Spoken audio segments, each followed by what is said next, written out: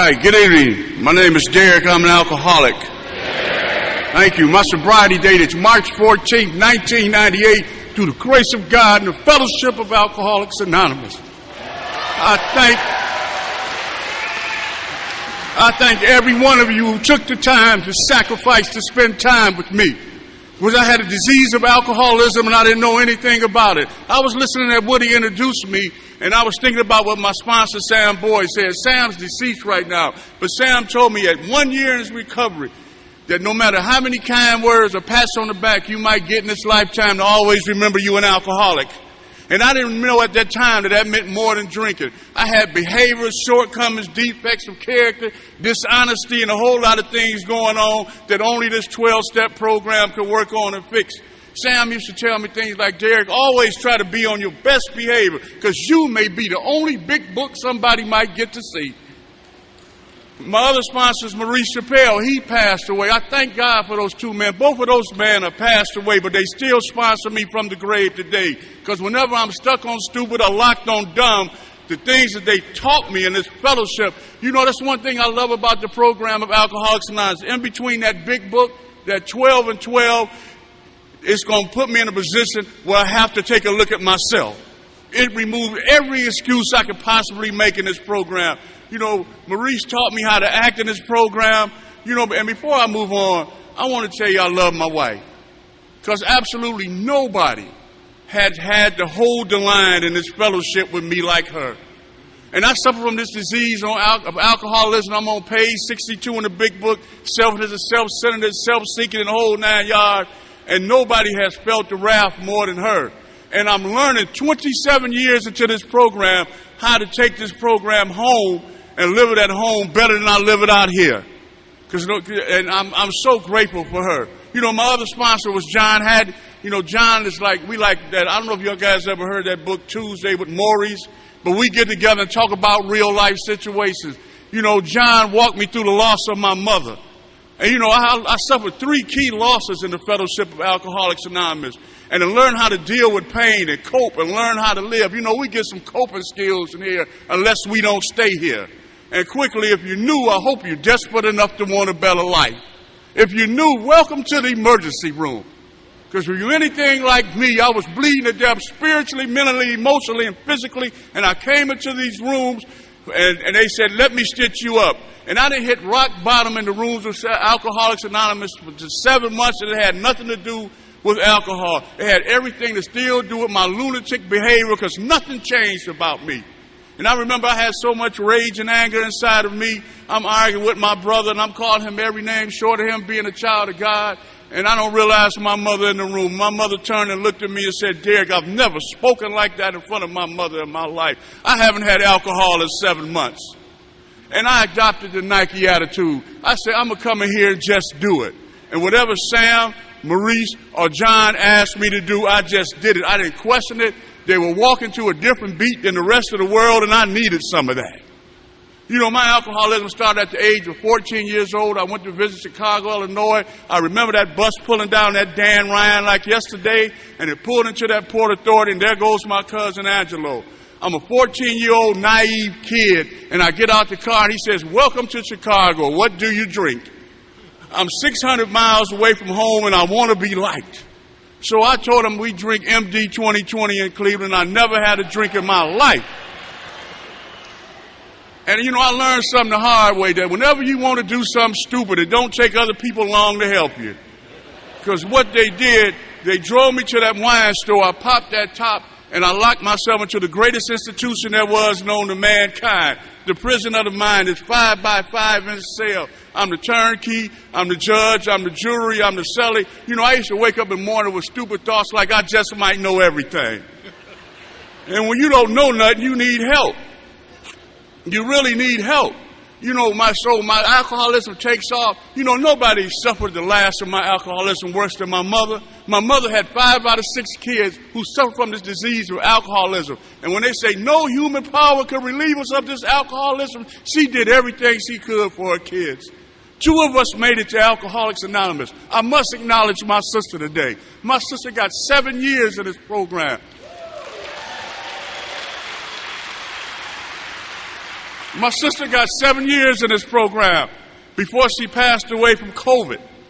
And she got a chance to be a mother. She got a chance to be a grandmother. She got a chance to go back to school. She got a chance to get her GED. And she lived 7 of the best years of her entire life. Thank God to you people in the rooms of Alcoholics Anonymous. You know, like I was saying, nobody suffered more than my mother. I'm guilty of the greatest crime there is known to mankind, and that's robbing his mother of peace of mind and serenity. My mother's at the bottom of every bottle I take a drink out of. I'm such a low-life and scumbag. I remember my mother was crying in the car one day, and she turned and looked at me and said, "Derrick, what did I do wrong?" And my mother's blaming herself for me being a liar, a cheat, a lunatic, and a scumbag, and she's taking responsibility for my behavior. And I'm such a lowlife. You know, the Mills Brothers had a song out, "You Only Hurt the Ones You Love." And, you know, my mother is sitting over there crying, and all I could tell her, please get me to where I got to go. But I love my mother, because before I move on, I want to thank y'all guys for something. The gift of this 12-step program, y'all allow me to be there for my mother. My mother died from cancer 3 years ago, and I got the opportunity to walk with her to get her chemo, and she should take them baby steps in the whole 9 yards, and I can take them baby steps with her. Like Prince say, it's all about being there. And she ain't never have to worry about where I was at. If my mother picked up that phone and said, "Derrick, I need you, I'll slide down that bat pole like Robin, and I'll be there." I'll be there. You know, my alcoholism takes off, and I get arrested in the Justice Center in Cleveland, Ohio. My sister asked me to do something for her. You know, when my disease hell feed me and I get liquid courage, I think I'm smarter than everybody. Long story short, I go into the Cleveland Justice Center. I do something I don't have no business doing. I picked up the phone and called my mother. My mother's a strong African-American woman who will love you enough to tell you the truth. And I picked up the phone, I called my mother, and she said, "Derrick, how could you be so stupid?" And she named every former law enforcement officer from Gerald McFall to the janitor. I picked up the phone 3 days later, I called my mother.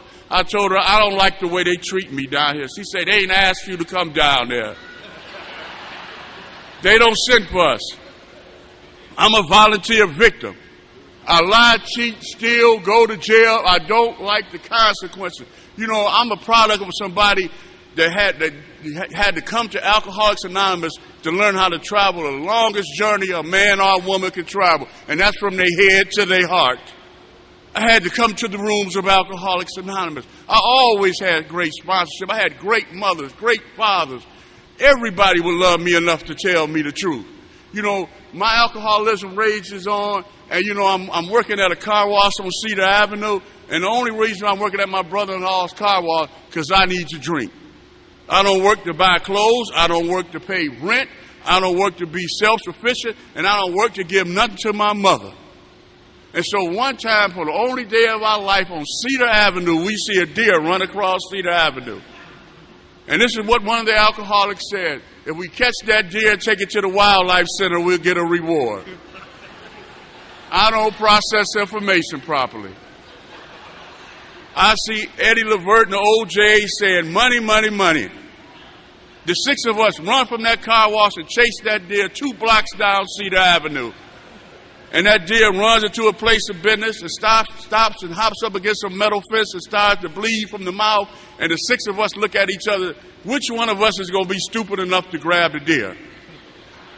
Now, mind you, I've never heard of a wildlife center in my life. I don't have a flatbed truck to take a deer anywhere. And I don't know what the reward is to split it with 6 people. But when my disease yells, "Feed me," is by any means necessary. You know, I wandered the streets of Cleveland for a lot of years. And, you know, I often, since I've been in AA, I often remind myself of how many meetings of Alcoholics Anonymous was I passing at. Because when I was chasing that deer, that story was in that big book. A full flight from reality and outright mental defective. And there were many meetings on Cedar Avenue. You know, my alcoholism goes on, you know, it's like the show like the Outer Limits now. I'm not drinking for fun now. I'm not drinking for fun now. I'm drinking to ease the pain of living. Because I'm foul, I'm funky, I'm despicable. I work jobs, You know, my mother used to say, God rest her soul, Derrick, at least buy you one thing every time you get paid. And I can't even honor her to do that. And you know, I work places and I'm wearing the same pair of underwear for over 2.5 weeks because everybody got their money. See, a fool and his money will go their separate ways. And I was a fool. And only a fool don't change. And I get towards the end of my alcoholism, and I don't know, you know, I don't know if y'all remember the show, The Outer Limits. It used to be this buzzing sound all the time when they come on. And that's what my insides was like all the time. And I'm trying to drink it away. And I'm out in Beechwood, Ohio, and I'm always driving somebody else's car because I never had nothing. You know, it wasn't like I was smart. I couldn't do nothing for myself. But see, I had things going on inside my head that I needed a 12-step program to help work on.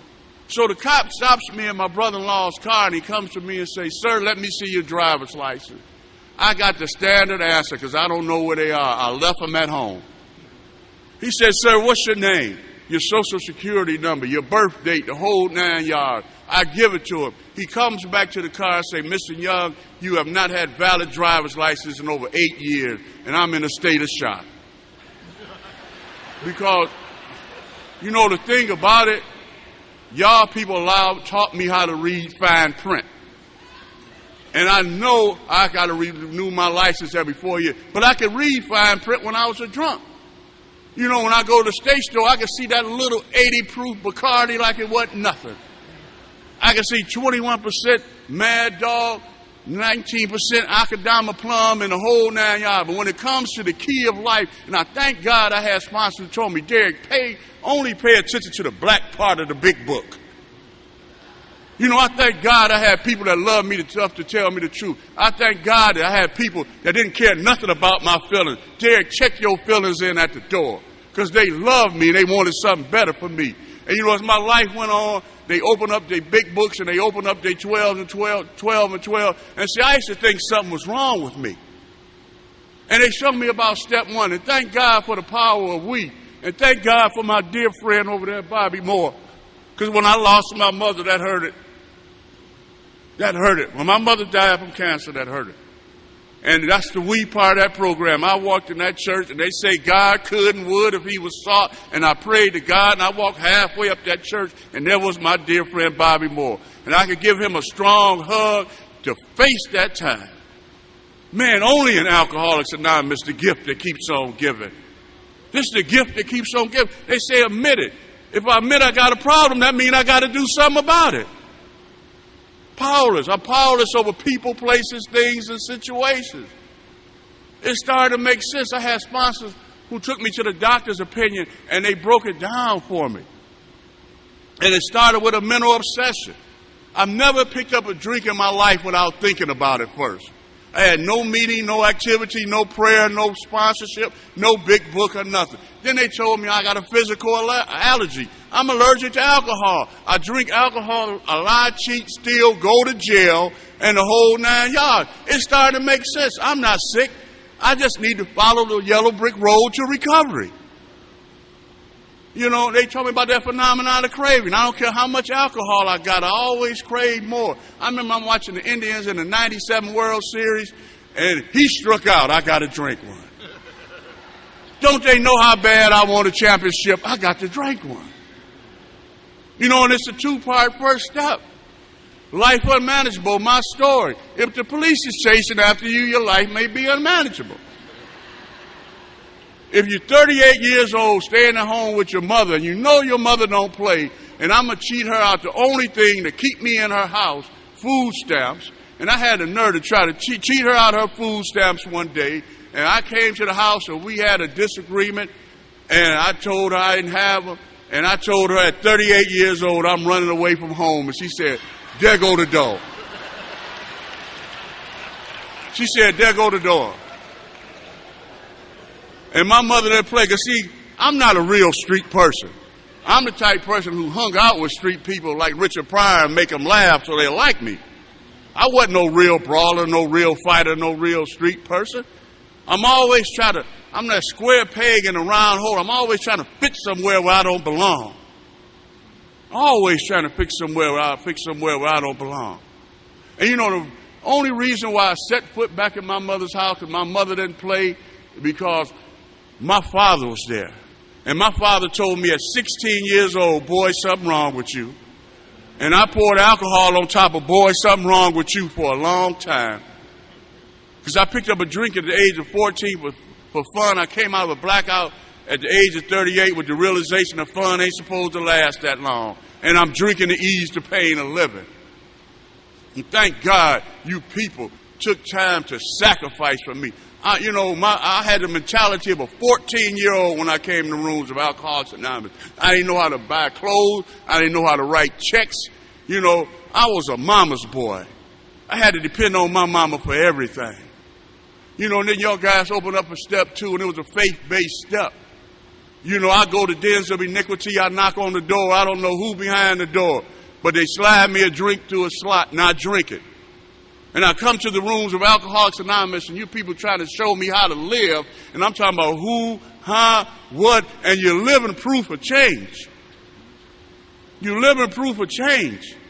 And it was a faith-based thing. It was something I already had, and I had to learn how to apply it. Like one guy told me, Derrick, if you apply 2% honesty, God will give you the other 98. But I had to learn you got to do that 2% 100%, because I had to quit learning how to lie to myself.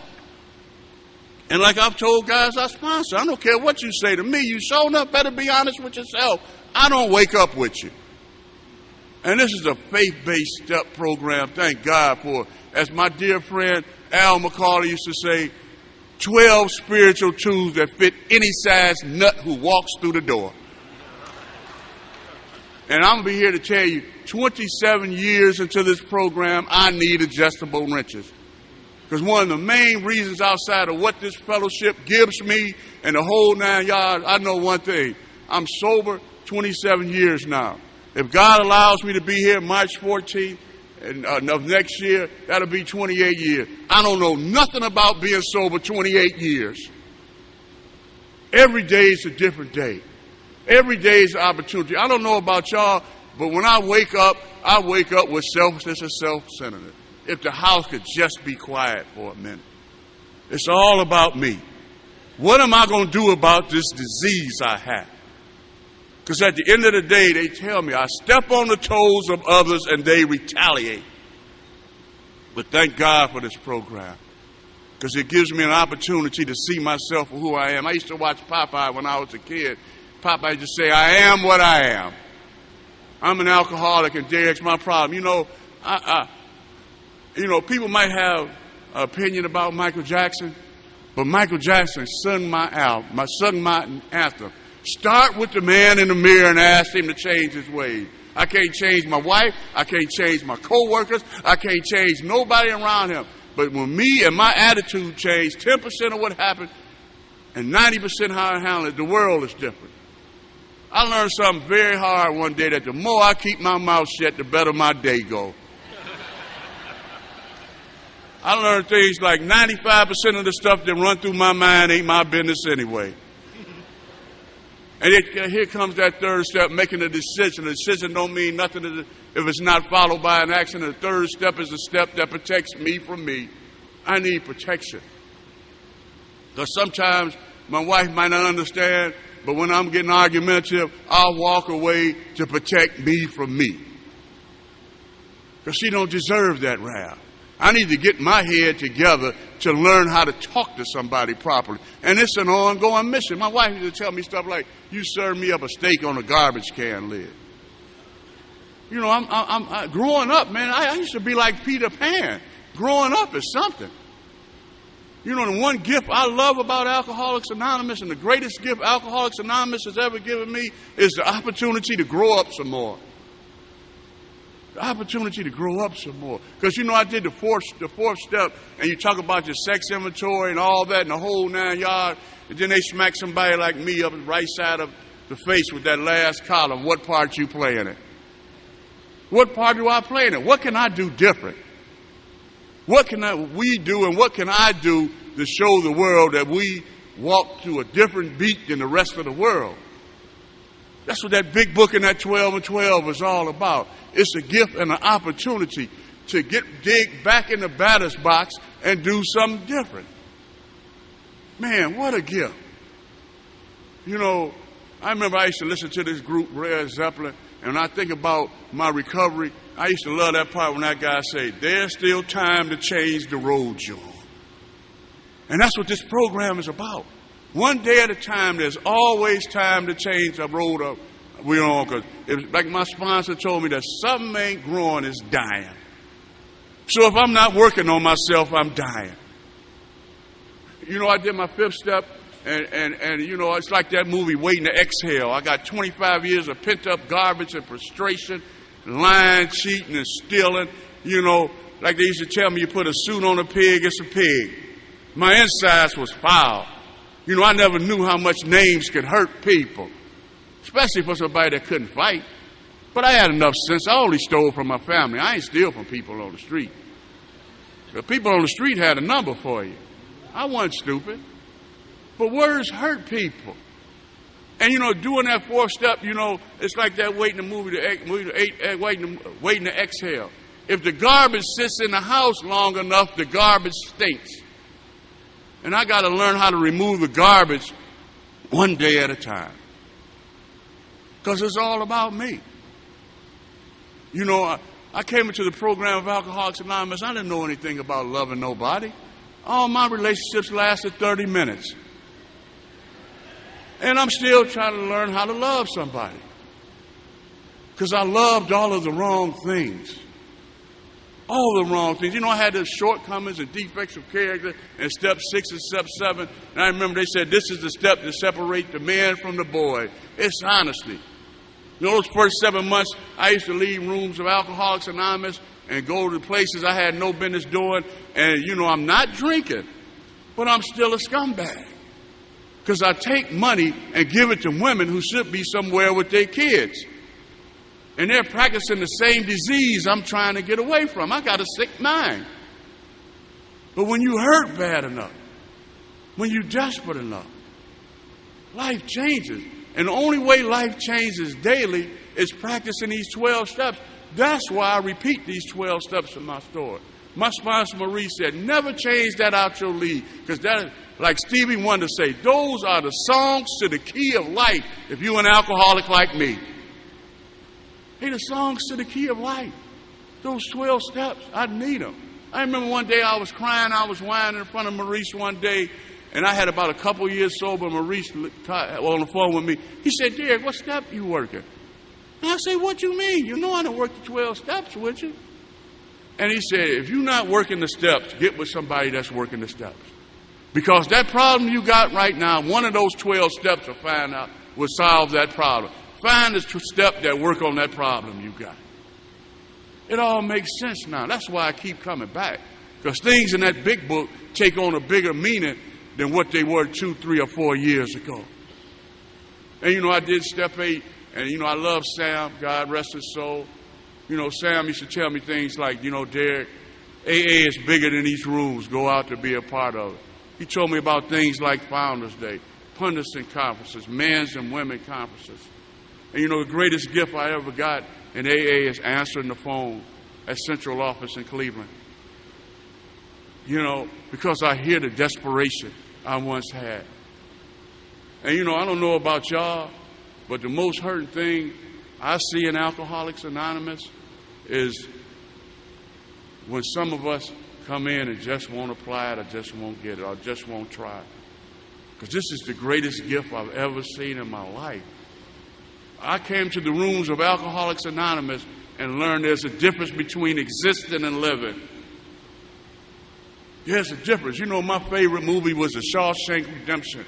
And I love that part when Tim Robbins came over to my man Morgan Freeman and said, I guess it comes down to something real simple, don't it? Get busy living or get busy dying. I remember he said in that movie, hope is a good thing, maybe the best of things, and good things never die. And that's the one thing, regardless of how I act or anything in this program, it's always the hope that I can do better. if I can do something about the man staring back at me in the mirror. I never forget one of my sponsors told me one day, whenever you want to find out what the problem is, go look at the man in the mirror. Man, I've never seen nothing like this. Real quick, step 9, I remember my aunt told me that the greatest amends we can make is by the way we live. I remember it was a song out in the 60s called Somebody's Watching You. Somebody's always watching. They're going to see what to do or what not to do. Somebody's always watching. My sponsor taught me that if I tore your fence down, I just can't say I'm sorry. That I only meant I was a sorry human being. I had to go correct and right the wrong that I did. The funny thing, I got a dear friend out there named Mr. Johnson. And he comes to our meetings on Monday night. He always says, it's a simple program for complicated people. And when I struggle, because I try to be complicated. Because it took me over 13 years to practice the fact that being right ain't what it's all cracked up to be. It's a process. My dear friend Al McCauley, I'm going to paraphrase one of his stories, and he talked about the 10th step, and he talked about a guy who worked for this guy, and he raked his leaves, he shoveled his snow, he took care of his yard and the whole 9 yards, and people wanted to know how he was doing. He wanted to know how he was doing, so he runs into the drugstore and calls the guy he works for. He says, sir, you need a young man to take care of your house and do all your odd jobs. So the guy he works for said, I'm sorry, young man, I can't help you. I got a young man doing a fine job. So the guy got a big smile, hangs up the phone and starts to run out the store, and the store clerk stops him and say, hold up, young man, I got a job for you. He says, sir, I don't need a job. I was just checking up on myself. And that's the process for me.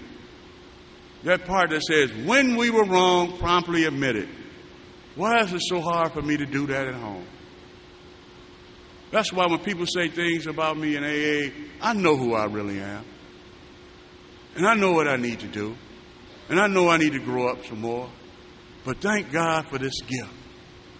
This is the greatest gift that ever been given to me. This gift was given to me where I didn't have to pick up a drink on Mother's Day. I can go straight to that cemetery and lay flowers on my mother's grave. I ain't have to think about something else, something mine or mood altering, or something that was going to take me away from reality. Step 11, sought through prayer and meditation. Prayer is the most powerful tool I got. I work on my meditation. They say when you get something in your life money can't buy, you truly rich. And we get to come to the rooms of Alcoholics Anonymous and put $1 in the basket. And at least for me, get all the therapy I need. My father was a great man. I lost my father a year and a half into the program of Alcoholics Anonymous. And like a dear friend of mine say, cancer stinks. Because when you got to face the reality of life, I lost my mother and my father to cancer. And it stinks. Because you sit there and you watch, you come in the rooms of Alcoholics Anonymous and you say you love somebody and you find out what love really is, and now you got to feel it. But I'm grateful I feel it. Because Sam told me before I lost my father, you on a pink cloud right now, Derrick. Something's going to happen in your life to find out where you at in your recovery. And not too long after that, they told me my father had 6 months to live. My father was my hero. Because I came to Alcoholics Anonymous. My heroes used to be guys who run up and down the basketball court or guys on the street. But they say to be a man, you got to see a man. And my father worked for the post office in Cleveland, Ohio. And he walked the streets of Cleveland, Ohio. And he took care of his grandkids and his kids. And him and my mother sacrificed so much. And I want to thank y'all in Alcoholics Anonymous. Because y'all guys giving me this program, you taught me something. That sooner or later people are going to leave us. And the baton is going to be handed to us to carry the legacy. And I got to fight to stay sober. Because I want their grandkids and their kids to remember my mother's and father's legacy. Because when I speak to them, I swear my parents are speaking through me. You know what I love about my father? He gave me 2 gifts I get in this program of Alcoholics Anonymous. Whenever he used to talk to me and tell me the truth about myself, when I was in my alcoholism, he used to either say, but you going to do what you want to do. Or he either would end up by saying, at least you can't say didn't nobody tell you. So when I'm stuck on stupid or locked on dumb, those are absolute facts. If I'm not working the program of Alcoholics Anonymous the way it's I'm asked, at least I can't say nobody didn't tell me. Or I'm doing what I want to do. You know, real quick, step 12, I haven't had a spiritual awakening. I drive by the police today and say hello and they don't bother me. You know, haven't had a spiritual awakening. One of the greatest gifts I've gotten, Alcoholics Anonymous, was the gift to call my mother once a day or every day. I can't call her no more. But I can call her. Because her spirit lives in me. And the only way her spirit will get out of me, if I stand up one day and stick my 6'5" arm out and pick up some nonsense. I refuse to. The only thing I put up there with my recovery right now is the fact that I refuse to destroy my parents' legacy. Because, you know, one of the greatest gifts I've gotten in Alcoholics Anonymous is now I understand what they meant to me. You know, that middle step, only job is to carry the message. You know, those last ones, practicing these principles in all of our affairs. I'm on good behavior when I'm in the rooms of Alcoholics Anonymous. What am I like at home? I'm in good behavior when I'm at church. What am I like at home? You know, I have to be honest with myself, you know. Because like Papa say, I am what I am. You know, I'm going to close out with a story what Alcoholics Anonymous means to me. There was this guy who owned his mom and pop grocery store, and a big conglomerate like Walmart moved across the street from him, and he couldn't compete with him, and they wanted his business. So they bought him out. And he becomes a very rich man, and he's an alcoholic. So he has a suitcase full of money. He says to himself, I'm going to go do something I've never done before. So he gets the idea that I'm going to Las Vegas. And he takes that suitcase full of money and he Ubers himself from that out to Cleveland Hopkins Airport, gets on Southwest, goes straight to the MGM Grand in Las Vegas. Ubers his way straight over there. He starts pulling the one-armed bandit. He can't hit. He keeps pulling the one-armed bandit again. He can't hit. You know, he goes over to the blackjack table. The dealer starts killing him. And the waitress spots him and says, we got a sucker. Give him all the drinks he wants. So he goes over to the roulette table and they keep killing him. So if you drink like me, sooner or later, Mother Nature is going to call. And, you know, a lot of times I think about how much money I let out in the lake area. I think about that sometimes. So Mother Nature calls and he got to go to the bathroom. And he walks up to the stall door to pull it and the door won't open. He's looking real like, why won't this door open? And he looks down, it costs $0.25 to get in the stall. He reaches in his pocket, he looks in his suitcase and the whole 9 yards, he don't have $0.25. He walks around real dejected and starts to walk away, and the guy's washing his hands and feels sorry for him, and he gives him $0.25. As soon as he walks up to that stall door, he starts to drop that $0.25 in, but the guy comes out the door and leaves the stall door open. He goes in there and relieves himself. He washes his hands. He comes back out. What happens in Vegas stays in Vegas. He put that $0.25 in the one-armed bandit. He hit. He put it in there again. He hit. He went to the blackjack table. He hit 3 straight times. He went over to the crap table and he hit 7-11 3 straight times. Then he got a moment of clarity. And the moment of clarity for me today is when God paralyzes the liar within me to see myself for who I am. And he said, I better get out of Las Vegas with this money. And he invests his money in stocks, bonds, CDs, and real estate, and becomes one of the wealthiest men in America. And he's given a seminar in front of a whole lot of people like you guys. And he says during that course of time, he said, I wish I could thank that guy. He started talking about Las Vegas. And a guy hopped up from that way back in the room where it says Courtside Club at. He said, it's me, it's me, it's me. And he hollering and disturbing the whole conference, and he pushing people out the way. So the guy said, y'all part and let this guy walk up here. So the guy makes it all the way to the front. He said, it's me. Don't you remember me? He said, wait a minute, sir. Who are you? He said, I was the guy who gave you the $0.25 in Las Vegas. And he walked from behind that podium, adjusted his tie, and looked that guy straight in the eye and said, I wasn't looking for you. I was looking for the guy that left the door open.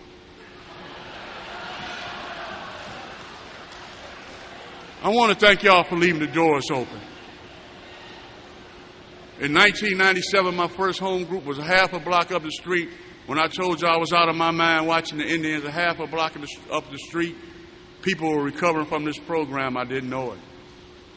I want to thank y'all for leaving the doors open, because my old home group was at the old Southgate Fellowship Room, and there used to be a small Greyhound bus there, station there, and I used to get off that bus throwing rocks at the penitentiary for somebody else. And 2 doors down, people were recovering. I want to thank y'all for leaving the doors open. I want to thank everybody who made coffee. I want to thank everybody who sent out literature. I want to thank everybody who took time from their family to set up this 90th anniversary.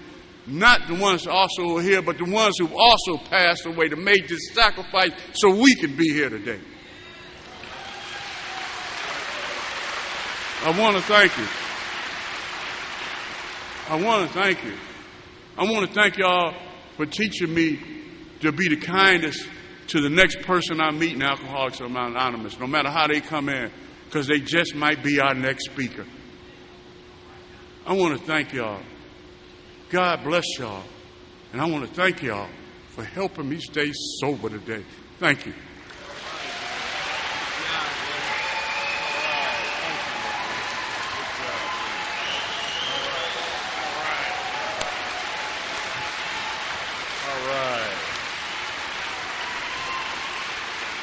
All right, B.